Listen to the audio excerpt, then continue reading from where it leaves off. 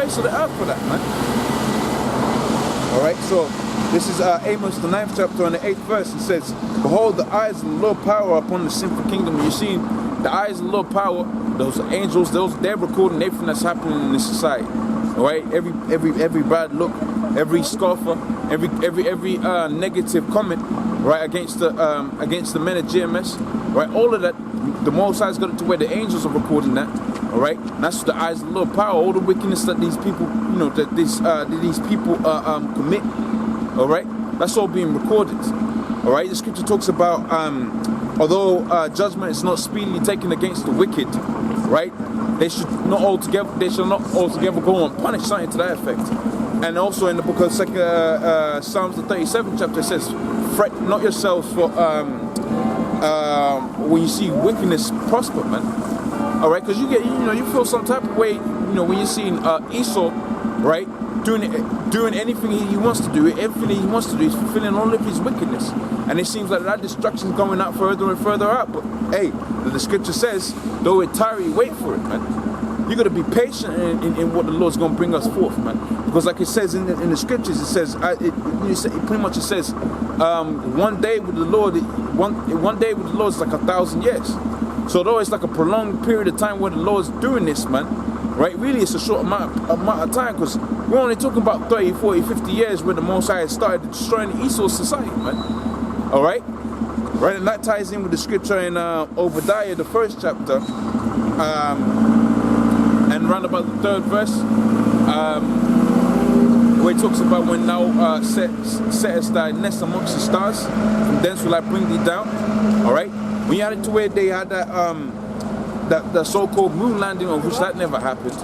All right, when they so-called had that, all right, that's when they started going down, and that's when the Lord started bringing their society down. Right, you know, their monetary system is never going to really be the same, right? Because it's the most inflated monetary system that you've ever lived in. All right, meaning to say it's going to be the biggest monetary collapse, right, that's ever been noted on the earth, man. That's ever been noted in the entire history of money, man. Right? Because they deal with that debt-based currency, man. They deal with that debt. Really, Esau deals with emptiness, man. All right. Esau deals with things that are null and void. That's why he's the harbinger of death. That's why we call him the harbinger of death. Because everything that he does perpetuates death. All right. When you're eating the food that you're eating, it's void of nutrition. The money that you use to buy that food is void of substance, man. Everything that's glorified in this society is void of substance. All right, everything that's in this society it's all vanity, man. It's all in emptiness. That's why the Lord said when we set up our own thing, man. When the Lord sets up His own thing, and we joint heirs with the Lord, that's when everything's going to return into its rightful order. It's going to return to that harmonious balance. All right. But right now we're in a state of emptiness, and the Lord's going to have to waste the society before He can build up on the society, because we can't live you can't live together with the wickedness that's in this society, man. But getting back onto the scriptures, it says, this is the 8th verse. Behold, the eyes of the Lord power upon the sinful kingdom, and I will destroy it from off the face of the earth, saving utterly. I will not destroy the house of Jacob. So all that's happening out there in Syria and France and all of that, right? That's not going to touch the remnant of the Lord's people, man. All right? That's not going to affect what's going to happen out here with the remnant of the Most High, right? Because once all is said and done, the Lord's still going to be merciful unto His people, right? Starting off with the elect, all right? And then ultimately the whole house of Jacob.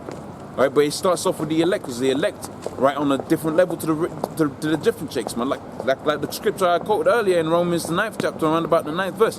Not all of Israel are of Israel, man. This is all about the elect. Everything that you're seeing out here happening in the world, it's all about the elect, man. It's all about the elect. And ultimately, it's all about Yahweh Shai, man. All right?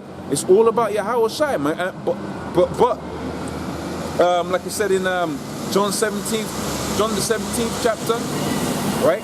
John the 17th chapter pretty much lets you know what Yahweh Shai was about, man. And He was about the people that were given unto Him, man. Right? So in saying that it's about Yahweh Shai, you're also saying it's about the elect. And we know through the scriptures that it being about the elect means to say that 2/3 is going to have to be wiped off and destroyed. All right, it being about the elected means to say, man, the Lord's going to raise up his people, right? And he's going to have the people that are in rulership right now be subservient unto them. All right, and it's going to talk about that within this scripture to where we're going to own the different lands, right? Or these different nations, man. Now the scripture talks about the forces of the Gentiles coming unto us, right? In the book of Revelations, mean to say, you know, they're going to have their own peace. All right, they're going to have their own land and their lots and so on and so forth. Right, save that Esau is going to be done away with after a certain amount of time. All right, that the need for the wicked is going to be done away with. So the wicked exists now. So one, righteousness can be magnified. All right, and two, when the day of judgment cometh about, that they could be burnt away, man. All right. So getting back into the scriptures, this is back in Amos, the 9th chapter and the 9th verse. It says, "For lo, I will command, I will sift the house of Israel, right, among all nations, like as corn is sifted in the sieve, there shall not the least grain fall upon the earth." All right, so not even the least man of the elect is gonna fall upon the earth. All right, the Most High is gonna have it to where all of them they're gonna be all right, man. They're gonna be nice, man. Right, they're gonna be okay, man. All right. It says like corn is sifted, yes, shall not the least grain fall upon the earth. It says, "Oh, the sinners of my people shall die by the sword," which say, "The evil shall not overtake us nor prevent us." So you got wicked, you got some wicked guys out here. They ain't in the spirit. They're all about this, you know, marching and so on and so forth. They're in the spirit of being such a one with Esau. But we know when you go into the scriptures, it says, "Can two walk together lest they be agreed?"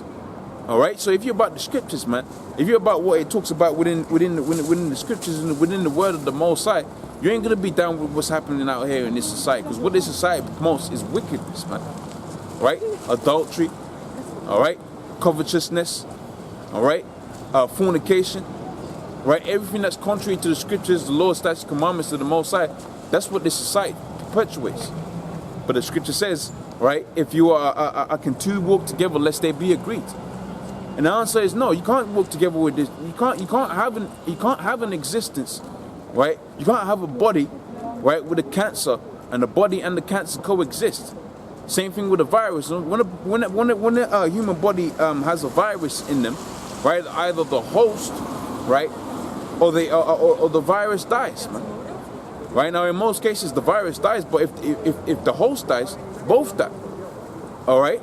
So you can't have a society where you got a cancer, which is Esau, right, perpetuates forever, because ultimately Esau's going to destroy himself. All right, so you're gonna have to where the Most High is gonna have to remove that cancer off of the face of the earth before he destroys everybody. In fact, the scripture talks about that. It says, if the Lord was gonna have it to where he's going, if he extends it too far too long, there ain't gonna be no flesh to save, man. All right, so the scripture's letting you know that Esau's gonna come down with such a wrath, right? Not only in this martial order, we're probably gonna be getting into, all right, but the events that are unfolding before us.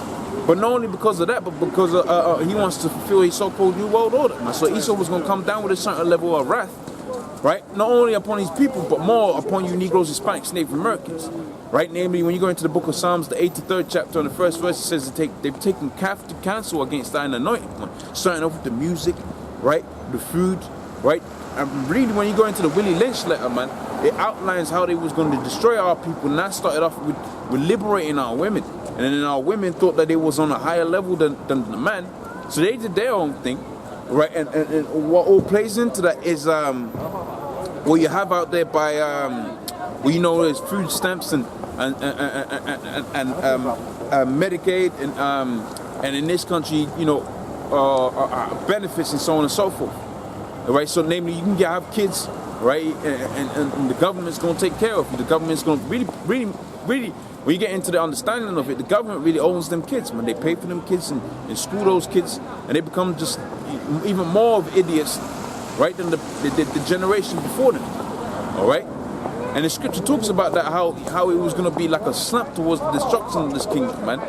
Right? Things was going to go downhill, the music was going to go downhill, the food, all of that was going to be in a backward state, all right?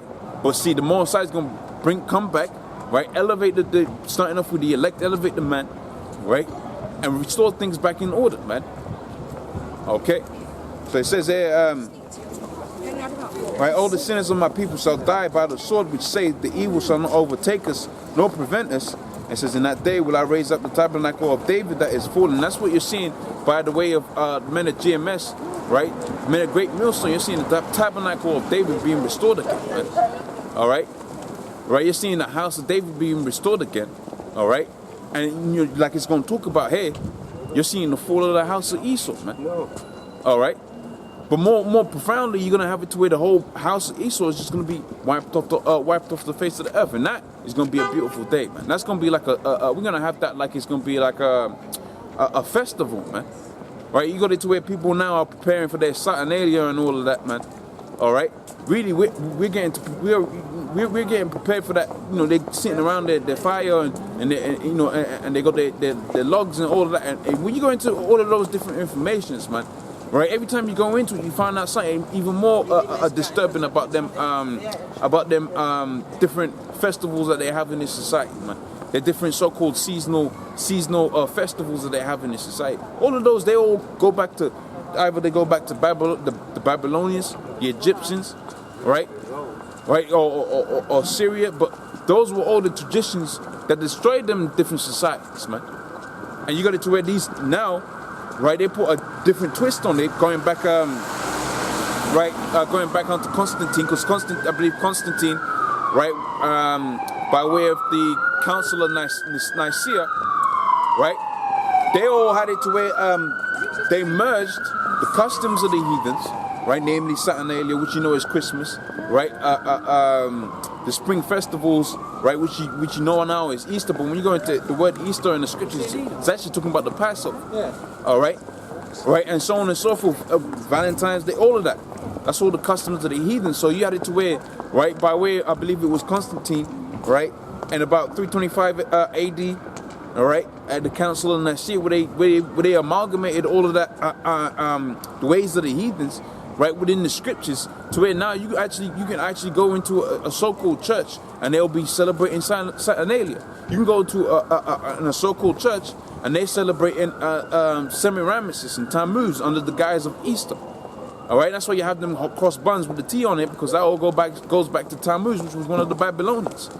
Right, but see that all of that's wickedness unto the Most High. Right, the Most High is recording all of that wickedness. Really, the Most High is also recording your ignorance, because really you're not ignorant, because you got the men of the Lord, right, out here on the streets teaching you that that's not right, man. That's not the festivals that the Most High that's not the best word I can come up with is festivals that the Most High deals with, man. All right, that's not the events that the Lord, right, is about. Right. In fact, when you go into this in the scriptures, it talks about that. I think it's in the Hosea, all right, where they did something to the effect of that they have their celebrations, but their celebrations are not of me.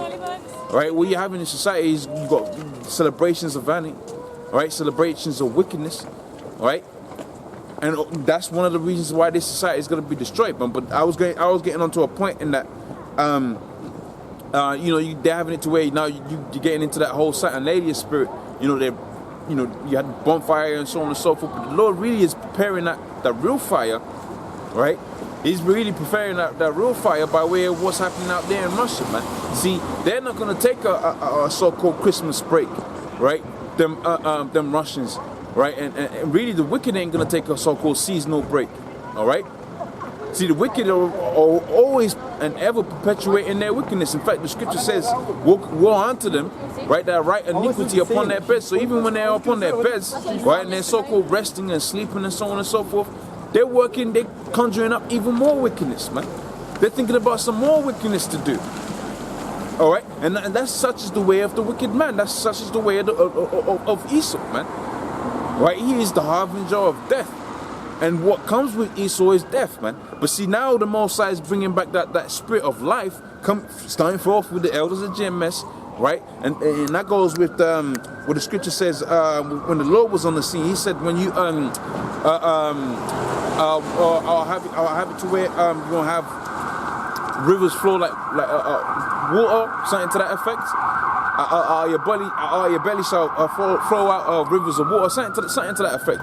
Roughly paraphrasing, right? Alluding to the fact that when you awoke into this truth, when you come into this truth, right? You are likened into a being alive, man.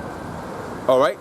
Furthermore, when you go into the book of Ezekiel, the 36th chapter, and Revelations, the 11th chapter, around about the 8th verse, where it talks about dead bodies being in the valley and so on and so forth. All right, and the Most High, the Spirit of the Lord, went unto the prophets, and the prophets preached unto these dead bodies, and that's what you got out here, man. You got nothing about other than zombies, man. Nate's camp is just the army of the army of the wooden men, man. They're nothing but puppets, man. All right. And they follow and Nate has got down what you call it, the art of making zombies down to a T, man. Right? You got this repetitious, right, nonsense, right? This unedifying, repetitious nonsense that they perpetuate out there, man. All right? They're nothing but zombies. But see, when you go out here, starting off with the elders of GMS, you got that life coming out, man. Starting off with the word, because it's all about the word, man. It's all about the word of Yahweh. All right? Within the word is campus of Yahweh. That's what the scripture says. I come in, I come in the volume of the book. So when you get into the scriptures, starting off with the laws, statutes, commandments, right, the prophecies and all of that, really you're getting into what the Lord's about and what the Lord is into. And what you really find out is the Lord's about a lot of judgment, man. And what you find out is the Lord's going to bring a hell of a lot of judgment upon this society, man. He's going to bring a hell of a lot of judgment, which you're starting to see that. But see, Esau still thinks he's in the controlling seat, and he still thinks he can pull the strings, man. All right? But what the Lord's going to let you know, what the Lord is going to manifest to you is that you was never in control, all right? That it was never your plan. It was always his plan. It was always his agenda, all right? Right? And like the scripture says, if the wicked be increased, like how you got it right now, they want to reduce the world population down to something like 500 billion, right? So Esau wants to kill off about 6.5 billion people off the face of the earth, right? By way of the so-called Georgia Guidestones and all of that, right? You got it to where Esau wants to do that, but really that's in the scriptures, man. That's written within the scriptures. It says, if the wicked be increased, right, it is for the day of judgment, man. So you got into where the whole population of the world is increasing. Esau wants to get it down to a controllable number. Really, it's because the Lord has increased the amount of people so they can serve their judgment, man. All right? You got into where all the spirits that are done come up against the men of the Lord in the previous generation before that come against the Lord in this generation. All right? They're all up on the face of the earth right now to serve their judgment, man. All right, they're going to serve their judgment, man. All right, whether they go into hardcore captivity underneath the Negroes, Hispanics, Native Americans, or whether they have, whether the Most High has it to where they starve, right? Whether the Most High has it to where the ICBMs hit them, all right? They're here to serve their judgment, man. All right, getting back onto the scriptures, this is back in Amos, the 9th chapter. Excuse me. Amos, the 9th chapter. Right, and this is the 11th verse. It says, right, in that day will I raise up the tabernacle of David that is fallen, and close up the breaches thereof, and I'll raise up his ruins, and I'll build it as in the days of old, that they may possess the remnant of Edom, and all the heathens that which are called by my name, saith the Lord that doeth this. Right, so you got it to where right now, you know, the Lord's going to have it to where we're going to possess all of these different, Edomite areas, man. These Edomite lands that they own and all of that, man. We're gonna take all of those for possession, man. We're gonna have it for our children. We're gonna have it for our inheritance. Or that's what we're gonna give forth to our as an inheritance for our kids, man. Where we're gonna possess those lands. All right.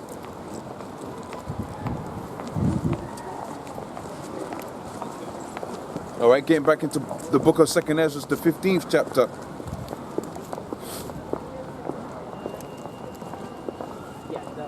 And this is the second verse. It says, and cause them to be written in the paper, for they are faithful and true. It says, fear not the imaginations against thee, and the incredulity of them that trouble thee and speak against thee. All right?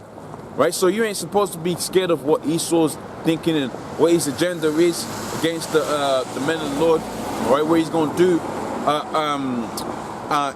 Especially now, you know, you're seeing probably the manifestation of martial law. You ain't really supposed to be in awe of that, man. All right, when you go into the scriptures, it says don't even take thought of what's going to happen to you, man.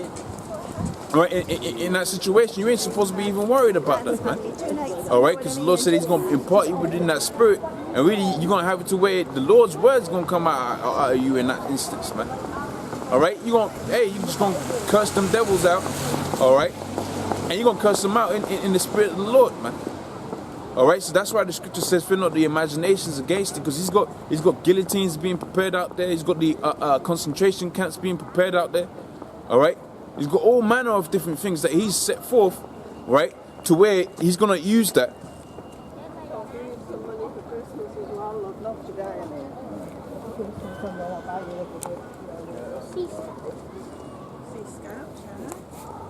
Right, to where he's going to use that, right, in some type of way, right, against his own people, going to show you how wicked Esau is, right. He's going to use some of those against his own people.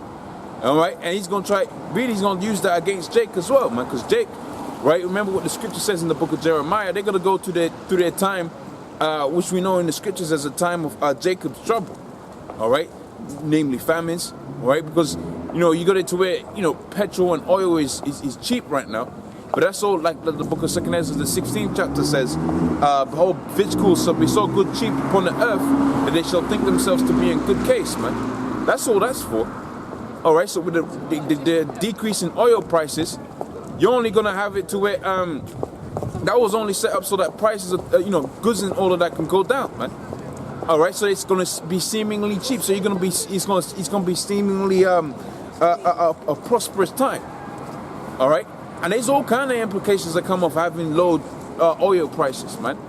All right, and you couple that with low interest rates that they got out there in the so-called central banks.